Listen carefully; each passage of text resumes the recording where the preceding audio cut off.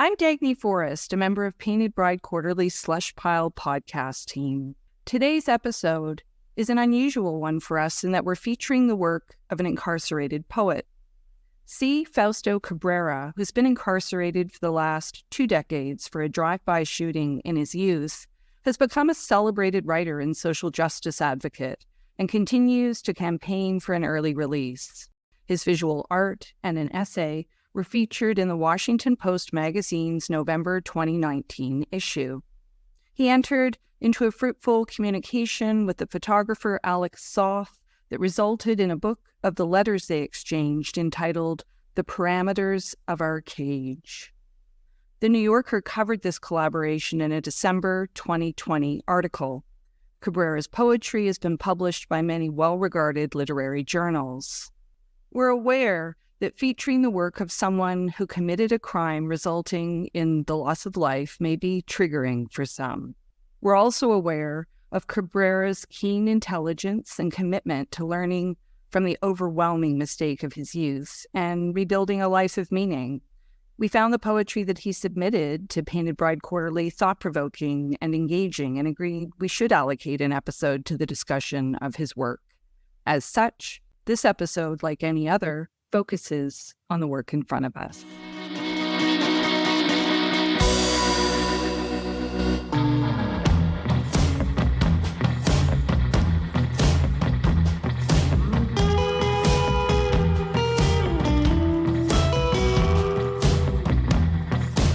Dagne, thank you so much.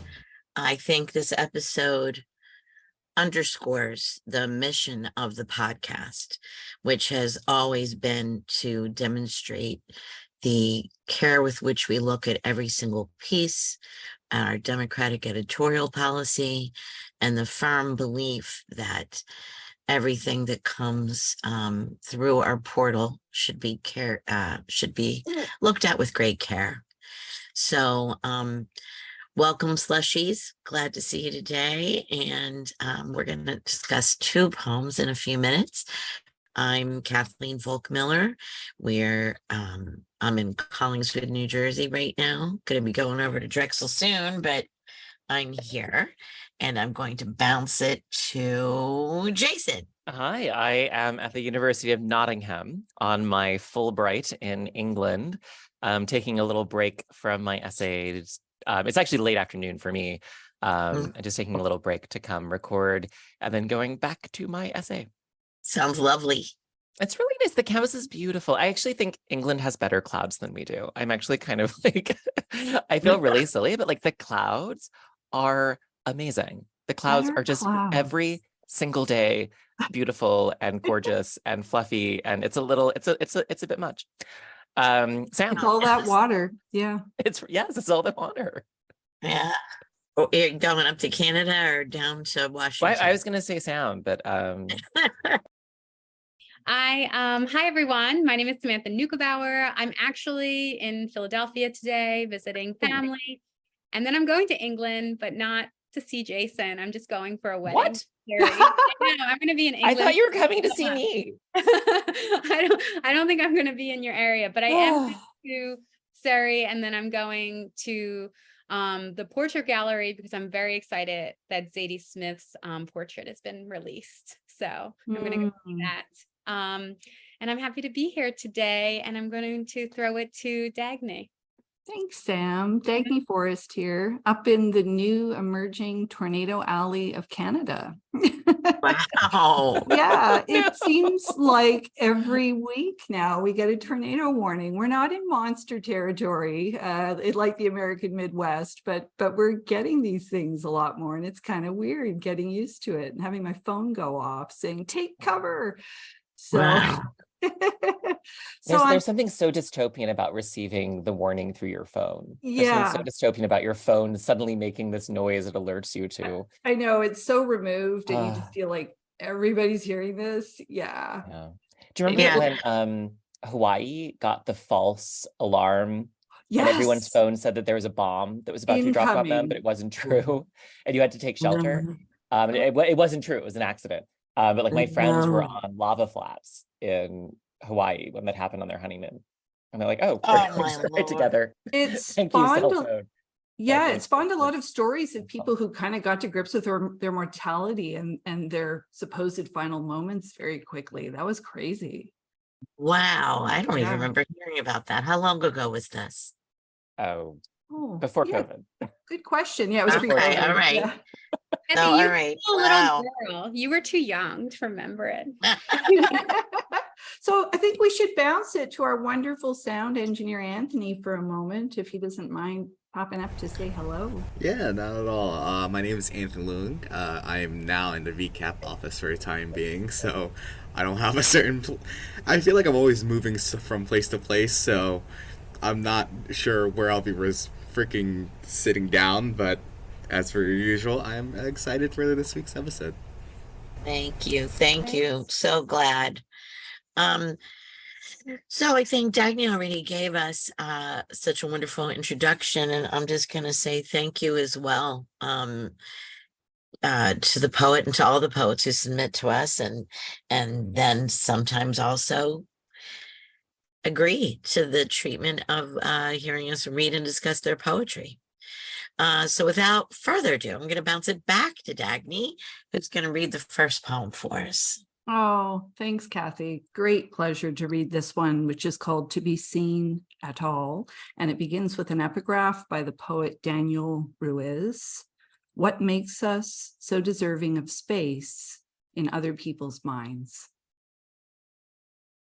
My boss in the kitchen asks me how it felt to be famous after looking up my Washington Post magazine essay and cover art online. The question left me stuck. I didn't feel famous. I hadn't received much mail in years. What does celebrity mean, separate from saturation, fame to the incarcerated, but infamy? I question the value of telling people about accomplishments, about publishing at all. In a place where your spades game gets more respect and swagger's stuck in the last time you punched a motherfucker in the face, what's the point? I just felt petty for wanting to be seen at all. Guards are more concerned with how many towels I have than who I become. I'm being heard, and that should be the focus, right? Is the nobility of a thing in or on purpose? Or the other way around? Because whoever does anything for nobility, I'm starving to be objectified, stripped down by the new young blonde guard like a Skinamax late night B movie. Why else do hundreds of burpees if not to play into the bad boy fantasies of anyone watching? I went away before social media, but had my little cousin Artesia build me a platform to stand upon, thinking it'd present me somehow, some way, maybe keep me present, be on someone's mind or wall, admired even for a moment. The past says they miss me, but since they never reach past the screen, it's not the real me, only their memory. It's not about me at all, and neither should the work be. There is a point to this poem in its lack of trust, and none of it is an answer. How can I count on anything through a two-way mirror? I'm just a writer. The world through my eyes glows different due to the depths of my damage. When you close this book and move on, I'll still be stuck in between the covers, wondering when you'll be back. Thank you. Thank you. Thank you, Dagne. Oh, that's gorgeous reading.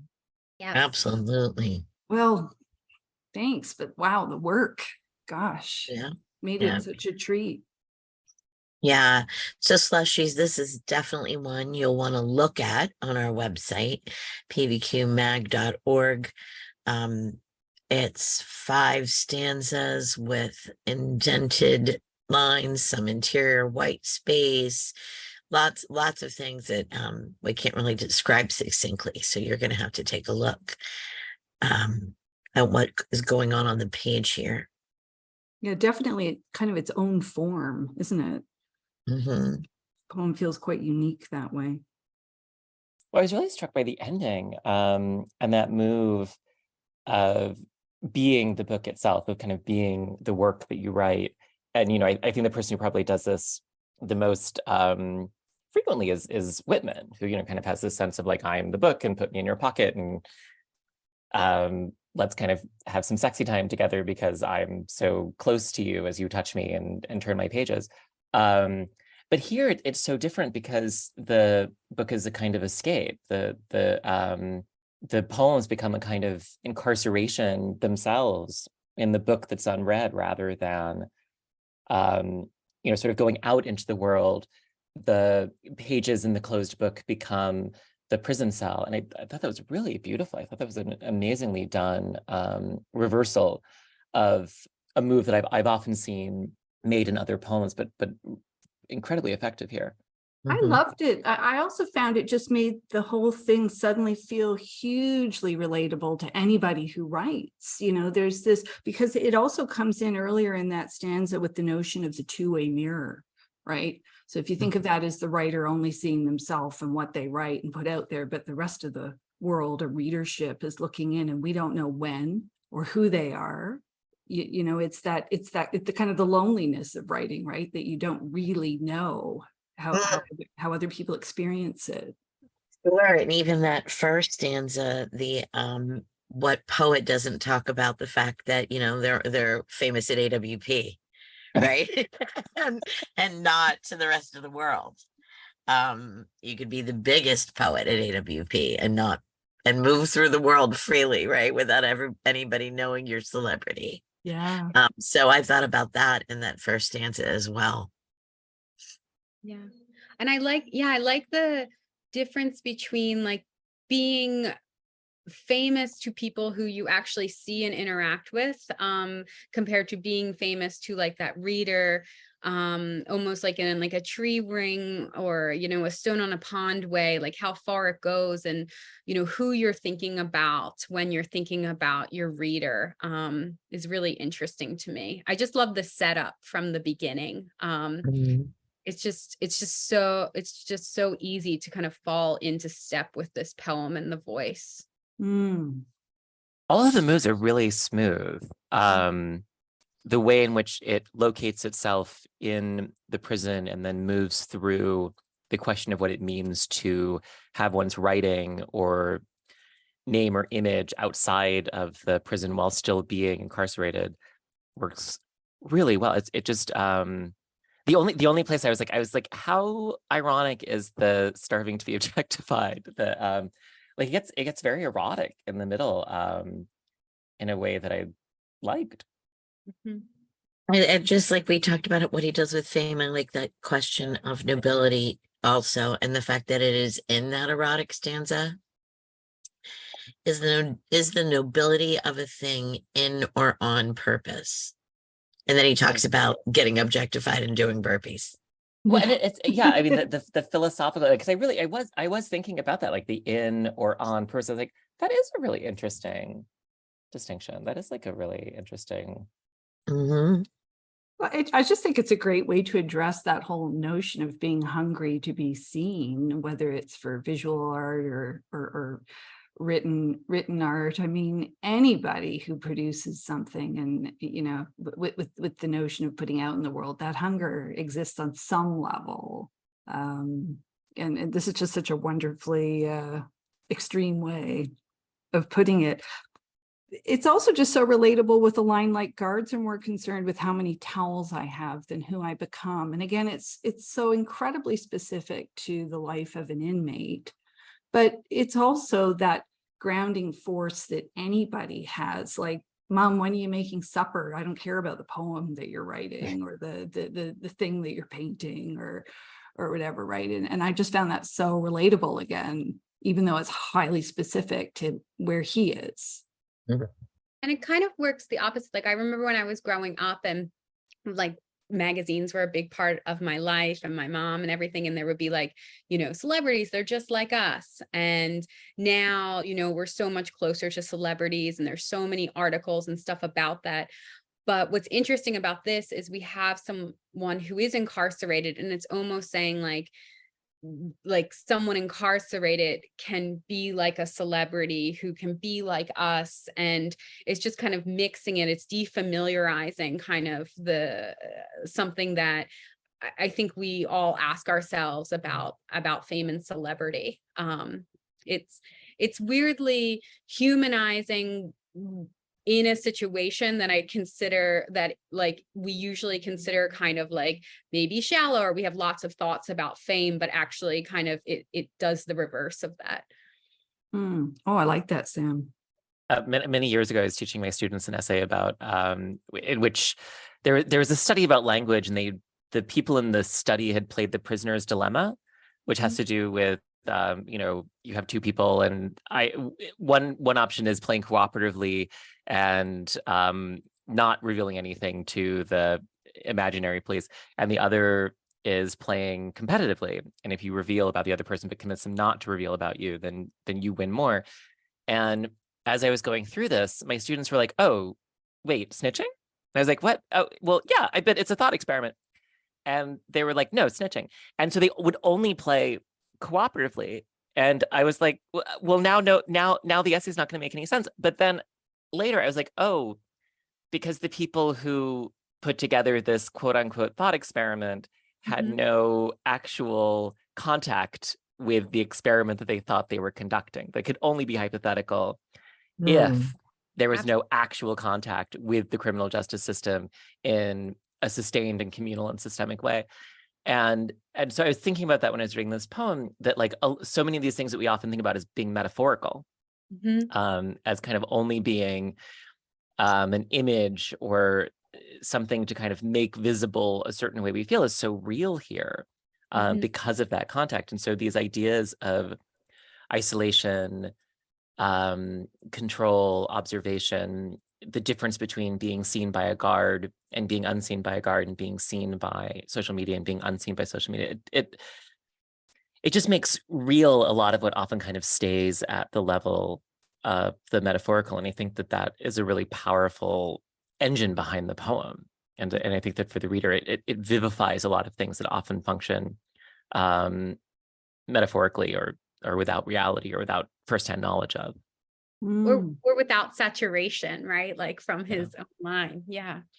And I never thought I'd get to hear Dagne say "punched a motherfucker." Nor did I. But it was good. Wow. No, you it went well. Thank you, C. Fausto. We didn't bring up the compound words, the decisions to we got some smashed up words here. Famous after is the first one. I see that with the line break. I don't think I don't see famous after. Is it mine? Is it just my screen? What's my the next damage, one you see? look toward the bottom. The depths of my damage. Is that two separate words? Yeah, those are line breaks. There's a line break after my, Yeah. and then Yes. a new line with It damage. opened up differently for me. Sounds like something happened on your copy. That's Yeah, interesting. my bad, Slushies. Sorry. We think we can trust the PDF, but yet another argument for the honesty of ink on paper. But I didn't see all of them as compounds, Kathy, but the one I saw was punchta. That was the only one I saw. And I thought that I have that one too. Yeah. Punchta. And what's funny is it does work. Punched a motherfucker. Yeah. Right? Yeah. It's great. Punched it. That's true. It flows. I also just like that two-way mirror again with the whole notion of, we talk about interrogating a poem, right? A close reading is a form of interrogation. And the layers in this poem are so satisfying. Slushies I love when you get a name in a poem. Like, I love that we get the cousin Artesia. Like, yeah, it just kind of salts it, doesn't it? Yeah. And then in that same stanza, the personification of the past. The past says they miss me. Yeah, I love that. Yeah. Yeah. Well, and I guess I'm just saying the personification only because they're capitalized, and then it's the past says they miss me. I love that move there. Shall we vote? Is it time? I'm ready to vote. Okay. We're sounding ready, aren't we? We're ready to vote. All right. Okay, let's do it. 1, 2, 3, vote. And it's in. All right. All right. Thank you, C. That's- Faustus. Yeah. Okay. Awesome. All right. And we have one more. And I think Jason's going to read this one. All right. In the sun that seeps from the dungeon's window, everything is bright. Because God is in an algorithm I hear through the toggle of my shuffle button from a playlist I composed. I tell myself that if I listen, while the TV projects a pretty face to see when I look up from what I'm reading of poetry, mechanical pencil, click, click, underlining and taking notes in the margins, sipping a mug of French vanilla creamer-laden coffee with thoughts swirling in my cinnamon head, the sheer alchemy of it all should naturally combust. What butterfly wings must taste like, embers floating, escape the chaos, wandering west to set fires, troublesome. I want blood in the cut. I want noise. They made me something vicious. Will I burn out or fade away? The man in black speaks for me and reminds me I'm not alone. A rainbow in the dark, I'll take death before dishonor. Bet I bomb on them first. It's just the life of an outlaw. I am an amalgamation of influences, intricate in their darkness, complex in their origins. Some speak integrable, nostalgic, others spark dumb and rash, and I gave away my youth to sit and listen to all at once, hopeful, saying something of a future I'll forget. I longed for, once it arrives. I read my poetry book, circle a word or phrase to slow down, hoping to see something I can lift above a drawn line or jot in the margins that can change the way I see or say. Words and wonder pour into my ears, my eyes catch, images I pull into my heart while I swallow the sweetness of an appreciation. In these moments, I am alive. Then God says, through the city of Prague's Philharmonic Orchestra, that the path isn't interchangeable. There's no other person I'd rather be. Oh, lovely, Jason. Thank you, thank you, thank you. That is a So- challenging poem. That is that does have the compound words. That does have the into my as all one word. Slushies, you have to look at this online because there are so many forms of separation that are happening in the poem. So the left margin is kind of moving forward as we go through the poem.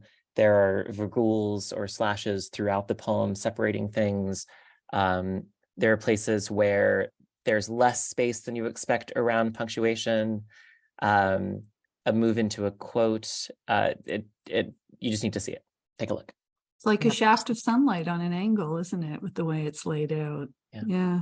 I mean, it really is a vortex. Like it really does kind of keep spinning. And even though we're grounded in the actual scene of the listening and the music and the coffee, these questions of selfhood and God and transcendence are really interestingly spliced against it. I mean, even the way that like the scene is interrupted by itself. What I'm reading of poetry, mechanical pencil, click, click. The way that we're being told what's happening, but then we're actually being given the nouns and the sounds, and it kind of interrupts itself with itself is a really interesting moment of description. It's disorienting while it's grounding. Hearing you read it was really helpful, Jason, because it's so dense on the page that it just kind of brought it into being for the time that you were reading it in a way that was really helpful. But having said that, as you say, it's full of gorgeous questions and thoughts, but at the same time, the poem is a lot harder for me to reason with, if you will, compared to the first poem. It's so different. It's so much more impressionistic, I guess I would say. Even from the title, right? You feel you're like there with the speaker, where the dungeons become window, become everything is bright. And I think dungeons is such, a word for me that, is medieval, etc. And then, he makes it brighter, kind of bringing it to modern times in a really interesting way, I think. Absolutely. I think I'm having great fun here, looking at the slash marks and imagining the poem if I was reading those as line breaks, reformatting them. So if you look about the fifth line up from the bottom, away my youth to sit and listen to all at once, slash, hopeful, slash, saying something of a future I'll forget, slashed, I longed for. Once it arrives. Imagine that structured as if those were line breaks. It's gorgeous. And that Mm. actually kind of maps onto the title of it, right? Like, Yeah. I'll forget dungeons, right? I longed for window once it arrives, right? The light or the brightness. Mhm. Well, and also that does some, like, so in the sun that seeps from the dungeons slash window slash everything is bright, when you read it out loud, you can't help but hear the S as possessive. Yeah. When you say it in the sun that seeps from the dungeon's window, like you can only hear it as Yes. the window that belongs to the dungeon. But then when you're looking Yeah. at it on the page, there are dungeons, there's a window, there's everything that's bright. And so the slash kind of creates these simultaneities of written language that are in tension with the oral quality of the poem and kind of what you would understand listening to it out loud as opposed to looking on the page. But it was very well controlled. I mean, it never seemed accidental. It always seemed really productive. Like the meanings kind of keep spinning out of it. I love wandering west to set fires when you'd expect it to be wandering west, but since this is very much about existing in one's own thoughts and imagination, it's perfect. What did you think about the line break at the apostrophe? I apostrophe LL forget. So I was looking at that, Jason, and then when I downloaded it, it doesn't look like it's not that anymore. there. Yeah, but when I looked at it like that, I was thinking, oh, that's so interesting. It's almost like, because the double L looks like an I. So I thought it was like a doubling. So I was curious about that too. Oh, that's interesting. We're having different experiences, and I'm the queen of printing things out and writing all over the page. Yeah. Because I don't trust myself to be as interesting. spontaneous. Well, I thought it was a tribute to Bishop, because Bishop does that. I forget where, in Geography 3, where the S is on the next line because of the rhyme. It's like the rhyme is there and then the S is on the next line, because I'm always looking for those little moments of visual pleasure that's in tension with the sonic. It's so structured the way that it gets back to the music, so that when we get to the Prague Philharmonic Orchestra, that we're kind of back in the playlist. What about that last line? And There's it's no person being I'd rather be. Yeah. I guess maybe I'd like to question, do we need that direct tell after we have in these moments I am alive? Then God says through the city of Prague's Philharmonic Orchestra that the path isn't interchangeable. You're wondering, is the implication of it enough, Kathy? Yes, exactly. Thank you, Dagne. Yeah, and it is a hard swerve out of the form of the poem. When you look at it the way that he's actually aligned it on the page, it's very much on its own. Right. And that's the phrase I would use, like, and it's a direct statement, right? A direct tell. Yeah. And to end on, rather than that gorgeous line of the Philharmonic. Did you believe it? Do I believe the sentence? Yeah. In this moment, yes. Yeah. I believe the sentiment in that moment. But I am, in these moments, I am alive. And the God sentence, I'm questioning the need for it. I think it has to. I mean, I definitely, if I was teaching, I would probably say take it out. And the path isn't interchangeable is a beautiful ending.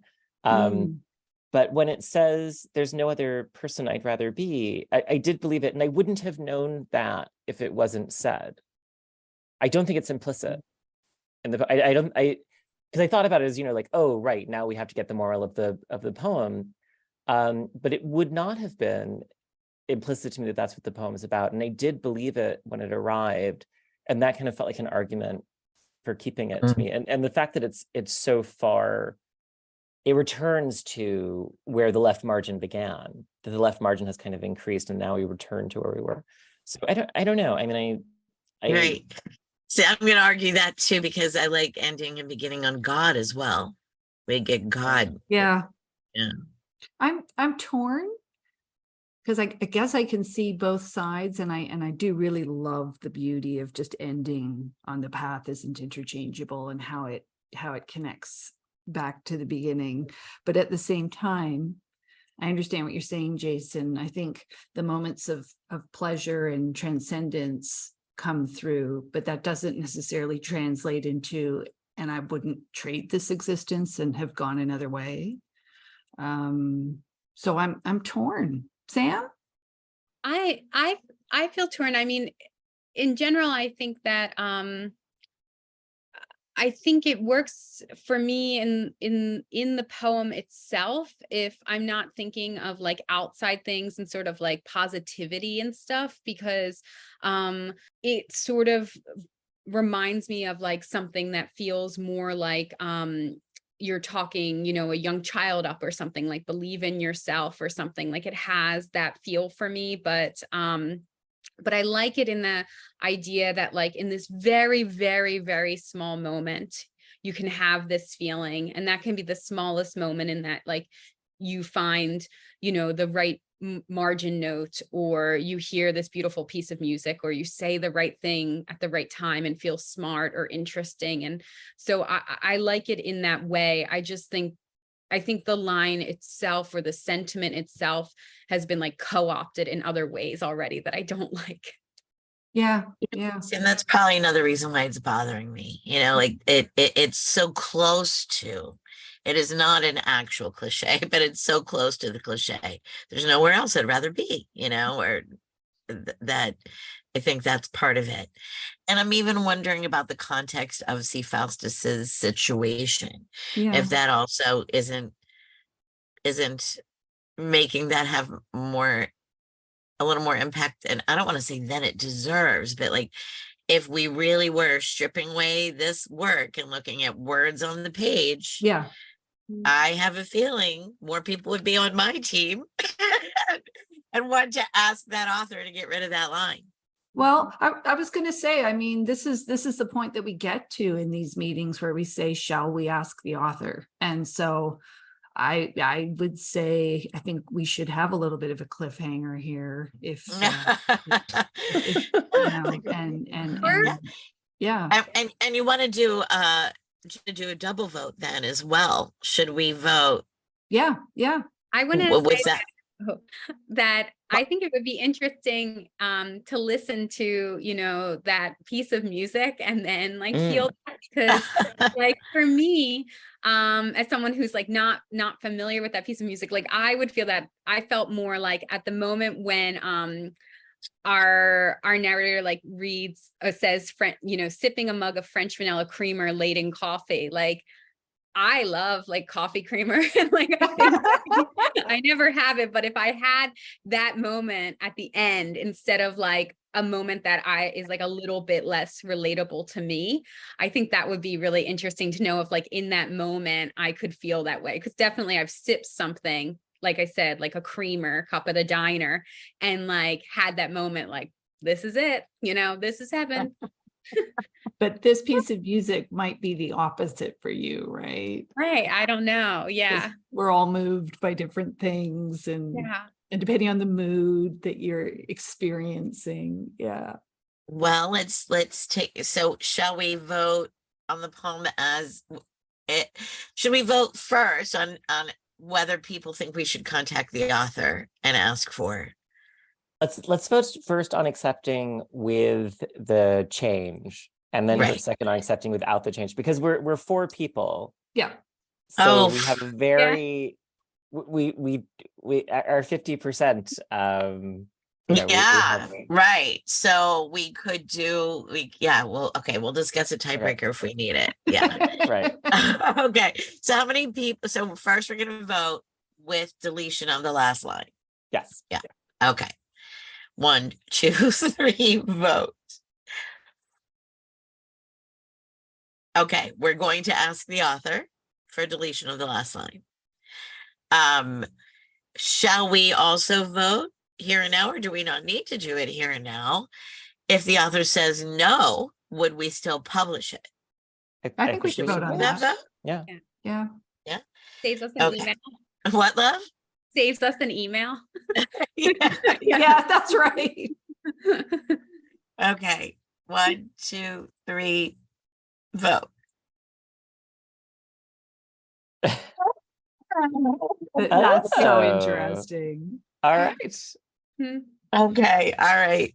All right. Terrific. So Wait, you This didn't say what the going in result You got to either was. say what the You have to say result the result. is. I just said the result was interesting. You have to say what actually the result was. Yeah. So, well, I thought I was gonna say this is going in either way, no matter whether Steve Faustus agrees or not. The poem's in. But Slushies, we do want you to tune back in, and we will update you on an upcoming episode, probably on the site as well, maybe, and tell you what happened. So yeah. All right.